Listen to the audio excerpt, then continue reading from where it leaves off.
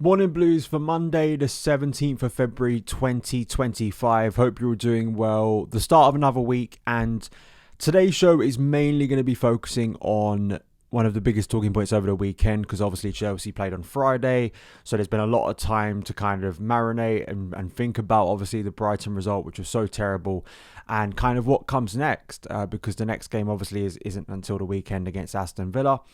And the big thing coming out of the weekend is this protest. The protest that is going to take place outside Stamford Bridge at Bovril Gate before the Southampton game, which is next Tuesday, the 25th of February 2025. Now, there's been a lot of discourse around this in terms of whether it's the right thing, whether it's the wrong thing. Is the protest clarified enough? Will it be successful? Will enough people turn up to it? How serious is it? Looking at Strasbourg's obviously consistent protests against BlueCo since they took over a couple of years ago, and kind of just the general vibe around it, because I want to give my thoughts and then I'll hear your thoughts in the comments below. Please like, subscribe. I've got a great podcast. I've already said this a few times, but a great podcast coming out with Joe Tweeds that we've gone through. We spoke for 2 hours about Chelsea, and basically it's kind of like a State of the Union, State of the Chelsea podcast. I'm going to be uploading it in several parts because it is so long, and there's so much dedicated to each kind of facet of this current problem at Chelsea Football Club. We go into so much detail. It'll probably be a bit longer as an audio podcast, so if you just want to listen to it kind of in bulk, I probably will upload it in 2 hour-long podcasts. On YouTube, obviously, it'll be cut down to shorter, but still long form, because I know a lot of you enjoyed the long form even on YouTube. So yeah, stay tuned for that. That's going to kind of take the bulk of my content this week, because there's so much to speak about, and obviously it's more important than any transfer. It's individual transfer rumor or kind of news show. We'll still be doing Morning Blues on Monday, Wednesday, and Friday, but that will be Son of Chelsea this week. Is that State of the Chelsea, and I suggest you do not want to miss it, because Joe is a great guy to bring on to the show to speak about Chelsea in depth, and that's absolutely what we do about everything around the club at the moment. So this BlueCo protest has stemmed organically online, basically straight after the Brighton game, and obviously there's reaction to this, positive and negative, as you expect always on social media, and whether it is the right thing. And I've had some conversations with people, and I think there is initial skepticism. I think the reason behind that from some people is there is a fear that maybe the motives behind the protest are not genuine, which I think at times is cynical, yeah, absolutely, and maybe not entirely fair. But I think given the way other protests or kind of how divided Chelsea fans online have been in recent years, I think there is a fear that these kind of acts are made for individual clout rather than the collective good of the club. However, my kind of vibe on this, my feeling on this, is that I think it says a lot about where Chelsea are as a club. If you are someone that still firmly believes in the project under Clearlake, you have to ask the question why stuff like this is happening. And actually, based on the mood of my timeline, it may be different for you. I'm seeing a lot of support for this. Not like I'm definitely going to be there, I'm leading this protest, but I've seen general support or understanding for why this protest is happening. It isn't just wide contempt and kind of disdain for it. I've seen a lot of support for this. And I think it shows you where the club currently is. And as I've already said in that podcast, me and Joe speak about it, and kind of the way fans can interact. And I think the most important thing about this is it's the combination for me of, for these kind of acts to be successful in the year of 2025, and I think for them to really make an impact, I think it needs to be a combination of in-person protest and online kind of unity around the message, which the online part, I think, has always been the more difficult one for Chelsea, as I've already expressed. But I think those two things have to happen, because Chelsea are a global club, and the club care about the global brand. I know a lot of people go to Stamford Bridge, roll their eyes when they hear that, but that's just the reality. I think for this to actually make an impact, because yes, supporters who go to the game are, for every football club, the lifeblood. That's the tangible effect of seeing fans inside the ground. Those are the people who really do matter. But of course, there are many people who can't get to games who are across the world supporting Chelsea. And I think for it to really work, you need to have an international response to this. And I know there are people who watch my show and listen to my show who are international. So it's not just about the people down the Fulham Road making an impact. I think the voices need to be heard generally, and I think that is when it will make a serious impact. I think, visually, if people start boycotting the games, if there is consistent vocal, outburst of frustration and particularly vivid protest outside the ground that is going to get media coverage, which is always will at Chelsea, then I think that will make an impact. But I think it's a combination of the two.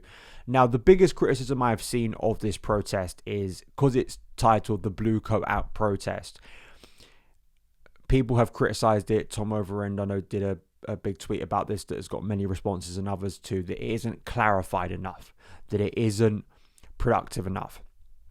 In some sense, I understand what people mean by that, in the sense that just screaming owners out may seem a little bit simplistic. The issue you've got always with protests is that many people will turn up to protest. You see protests, I'm not just talking about football, political protest, whatever. It's very difficult to get every angle of a protest, because you get people who turn up to a protest for many different reasons, and their number one reason for turning up to that protest may be completely different to another person. To try and simplify a message is very difficult. Now, I think it is a vocal outburst of frustration against the current state of the club. And whether you like or dislike the message of BlueCo Out, I think it is in a very simple way, a vote of no confidence about the current direction under Clearlake, under Hyperbole. Bole is kind of mentioned, but he is still part of the club, even if, of course, he hasn't been taking a leading role in kind of key decisions for a long time now. He still is, of course, linked to the club. But, that is the key kind of energy behind the club. Now, will this be as unified and impactful as Strasbourg? I'm not entirely sure. The cultures of English football and French football are kind of different. Seb C pointed this out, that Strasbourg fans have been protesting against BlueCo peacefully for some time now, for over a year. They don't make any noise for the first 15 minutes of the game.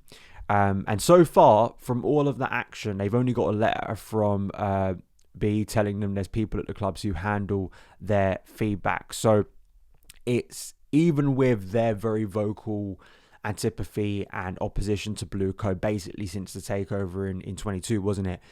That's what they've got back, which kind of flies in the face of this idea that if only Chelsea fans with this protest came out of a more clarified bullet point kind of list of things they want, you're going to get a response. I am a lot more cynical. I do think that people have far too much faith that there is good faith behind Clearlake, and that if only fans came to them with a detailed list of demands, they would listen to us and actually change their minds and take the club in a different direction. Honestly, I don't think they care. I think people have maybe been fooled into believing, because some fans have been, invited to nice seats in Stamford Bridge, and they've been able to DM with some of the people, and they've maybe had conversations around Stamford Bridge with some of the people involved in the hierarchy of Stamford Bridge, that this ownership is more kind of open to fan discourse and fan ownership in some ways, or kind of listening to them seriously. I think that is in some ways a lot of lip service, because what we're seeing tangibly, factually in front of our eyes is very different, and that's why this protest has stemmed and grown and got to this point, I think, naturally, based on the contempt that people have for the current direction of the club. So I think if you are a believer that, well, we need to wait until we have a clarified vision over what's going to happen, what probably would happen then is just you'd get delay for months and months and months. What do people do? I think that protest is at least a productive form of showing that frustration. And if it continues and it gets enough momentum and more people join it, that's only going to create better noise. And then when you've got a combination of fans in France, in the case of Strasbourg, and fans at Chelsea, both saying BlueCo out, that is quite powerful. That is, at least visually, that's a very powerful message that people are sending. Now, again, we get back to, why people protesting, and many different reasons why, and why I think that just kind of being patient and waiting and kind of thinking, let's the media strategy wise, let's put out a bullet point that's kind of more precise and more maybe PR friendly, I'm not sure it's going to work because, after Friday night's disaster, which was an embarrassment for Chelsea, we get instant reports to the briefed probably for the likes of Simon Johnson that Enzo Maresca was told he was not expected to qualify for the Champions League, and Chelsea are happy with the job he's done. We know how PR-wise and media-wise this ownership has responded to criticism. It's to double down, it's to triple down, it's to gaslight. That is the way they've acted. There's nothing currently that makes me think that is going to change anytime soon. Chelsea are still in an area where feasibly they could qualify for the Champions League. I think in their current form, that's going to become less of a possibility if the performances persist as the way they have since Everton. But there is still that logic that Chelsea could qualify for the Champions League. And it's not a case where Chelsea are in any threat of getting relegated. They're not as bad as, say, Man United currently are.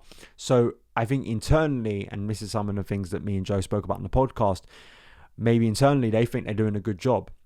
And that doesn't mean that the fans are wrong for protesting. I fully back those protests, and I fully back the fan resentment to all of this. But maybe they will be at peace of the fact that they don't have to respond to these acts. So, sure, does one protest change everything? No. I also think back to the Super League protest, and you've got to understand that the Super League protest was a very unique moment in the history of football, history of English football. That was a simplified message. There was also very, different reasons maybe people were turning up to that protest, but I think there was a unified vision. What's one message everyone can get behind? And I think even if it is a bit blunt, I do kind of think that just saying that you're not happy with the ownership is one that most people can get behind. If they have different reasons, if for them actually it's more the sporting directors, if for them it's more Enzo Maresca, if it is more of them for transfer policy, I think just a general sign that people have seen enough of this ownership and don't like where it's going. I don't know what's a more simplified message, because at the end of the day, a protest is always going to be defined by one thing. In media, like how do you? It's a protest against the ownership, and most of the time that leads to people wanting the ownership to change. And I'm not sure how you simplify or kind of break that down into kind of more components. Oh, it's a protest about this, it's a protest about that. I actually think it's just being out there and protesting, I think is a positive step rather than just waiting around and seeing what happens. That's just my personal opinion. I want to hear your thoughts. Listen, I think one protest isn't going to change everything, and I'm curious to see, how much support there is, online versus in person. But I do think, undeniably, we have got to this stage. People have to wake up and understand why we have got to this stage. Again, if you're supportive of Clearlake, that's your opinion.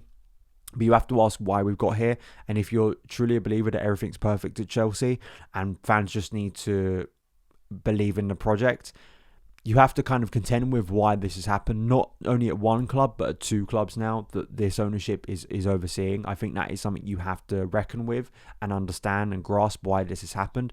Are both Chelsea fans and Strasbourg fans wrong? Like, Strasbourg fans are not, talk about entitlement of Chelsea fans. Strasbourg fans are not entitled, are they? They're not anywhere near what Chelsea fans have experienced, but they also want BlueCo out. So we have two different clubs, two different areas of the world, two different cultures, basically. And both of those sets of fans are now, or at least sections of them, are asking for the ownership to change. I think that is powerful enough. So those are my thoughts. Please let me know yours in the comments below. I'm interested to hear your thoughts. Will you be attending the protest? Do you support them? Do you not support them? Do you think there's a better and more productive way? The online part of this as well. Let me know in the comments below. Have a great Monday, and I will see you again very soon. All the best.